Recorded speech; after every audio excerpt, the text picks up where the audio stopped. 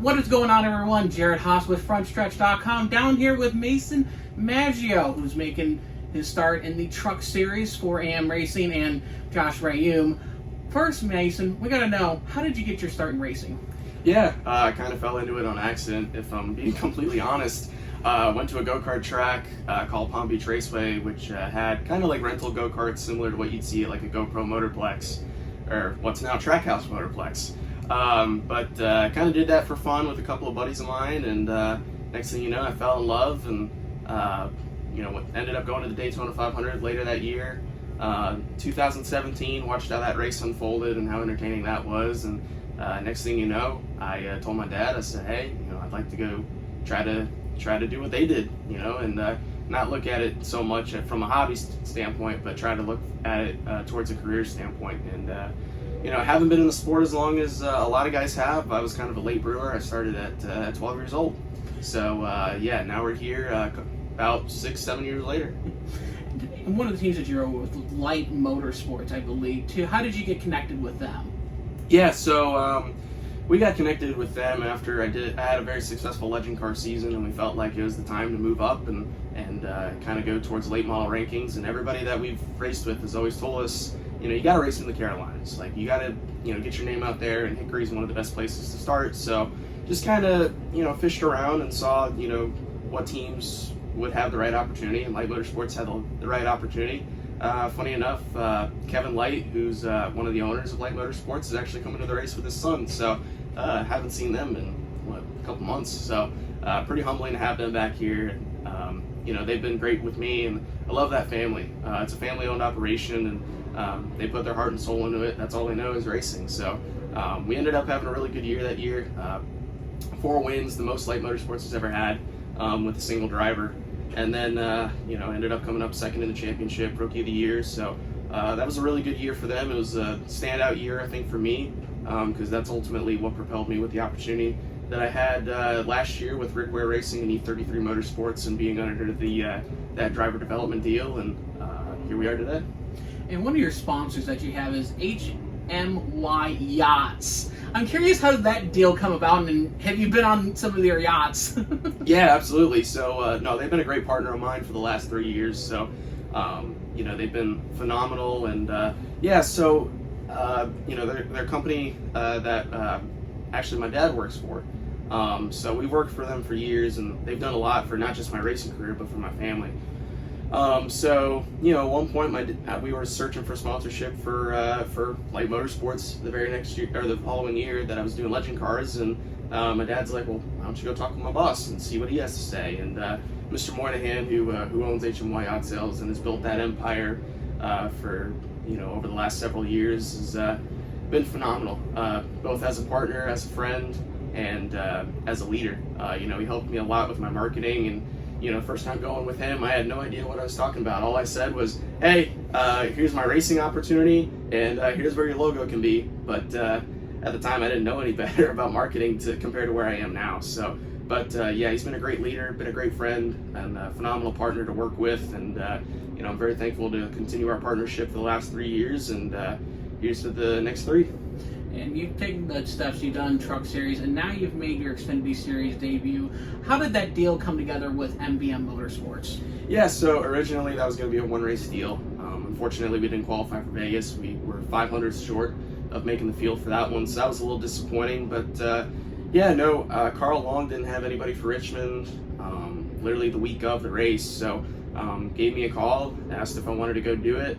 We knew the circumstances going into it, and lo and behold, Mother Nature came into favor, and we were able to go do it. So, Carl Long has been good with me, and been a great guy to work with, and just hearing his history too. From his time in the sport and how he's persevered, and is one of the pioneers in the sport. It's been fun working with Carl Long and MBM Motorsports, and the little time that I got to work with him. Jason Hotailing helped me put that together as well, and along with putting me in for the Charlotte test back in January, which is I think what really helped me give me a little bit of confidence heading into this weekend. And what was one of the biggest things? You obviously mentioned you made your debut at Richmond. What was the biggest lesson that you learned from your debut? Thankfully I've been there before in a truck when Josh gave me a last-minute opportunity. But I think the biggest thing is just racecraft. You know, that's big on the short tracks. With me not getting any practice or qualifying, just kind of going into her cold turkey. It took me a minute to kind of learn it, but I realized the racing's pretty aggressive, you know, in that mid-pack category from about, you know, 22nd on back. So, you know, that was super fun, and that was some of the most fun I've had in a race car, to be honest, was just racing against those guys that I've looked up to for, you know, several years and watched on TV for several years. So, I think the biggest thing I learned was just patience. I mean, that's huge with those guys, and you know, it's a long race too. And short track racing, I know, you know, tempers can flare, and you know, guys tend to get a bit impatient. But I gained a lot of respect after that race, because with my short track background and being patient and managing my stuff, that really helped with propelling us forward, and you know, ultimately to more opportunities. And you know, MBM has been great, and that experience definitely paid off. And you know, I hope to do some more Xfinity racing throughout the year if it makes sense to go do it. And one of the things is, obviously, that leads into one of my questions, is what is the future plans for Masons right now? Is it still running some races for Rayum, or do you have Xfinity plans laid out? Piecing it together week by week. I think we're pretty close with something truck-wise for the next couple of races, so that's something I'm excited about. And I'm definitely open to running more Xfinity races. That's definitely still on my bucket list to try to do. At the end of the day, it comes down to the almighty dollar, right? So for a guy like myself, I don't have too much funding behind me, but I've been thankful to have, you know, great partners like HMY, like you mentioned, along with you know, companies that are on our truck this weekend, like Rock Hill Ace Hardware, Show Me Real Estate, Professional AG Services, Voodoo Bayou, Ranch 4D, just to name a few. And you know, still piecing it together, like I said, week by week, constantly working with marketing and potential partners, and seeing how we can benefit them to ultimately try to go do more races this year. So still working on it, but obviously definitely open to working on more truck races, a couple more at least, and yeah, open to Xfinity opportunities if it makes sense. And last weekend we were at North Wilkesboro with the really old surface, older than both of us, last repaved in 1981. Wow. And you've raced on that surface before too. What are your thoughts on that, and that should it be repaved? Wilkesboro was interesting. I wish I had the opportunity to race there, but I was fortunate enough to go test there with E33 Motorsports, working with them and Garrett Smithley at the time. So, I mean, I can't give you a solid answer on repaving it, but because at the end of the day, we had one set of tires for that test.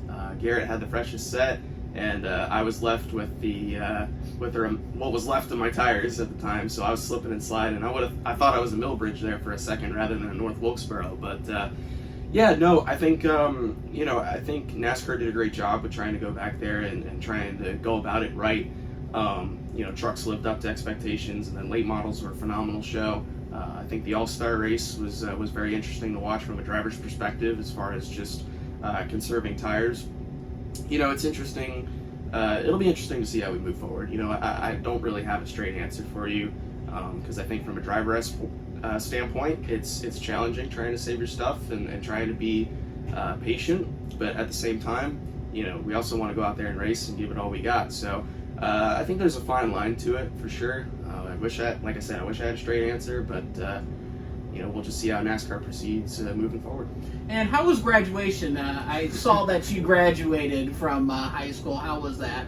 Well, I'm not getting my graduation was supposed to be today, but I decided to go racing instead. So no, it's a big accomplishment, and it's one that I'm definitely proud of. You know, this year's been interesting to say the least behind the scenes, but glad to finally be done with it, and hopefully I can continue to put all hands on deck towards trying to run as many races as I can and stay in NASCAR. Well, Mason Maggio, just only 18 years old, wasn't even born during the 2004 Daytona 500, looking to make his mark in NASCAR. That is all from FrontStretch.com. I am Jared Haas. Make sure to subscribe, and as always, have a great race weekend. What up? It's Brad Perez. Click subscribe and watch one of the two videos right beside me. Visit FrontStretch.com for more racing content.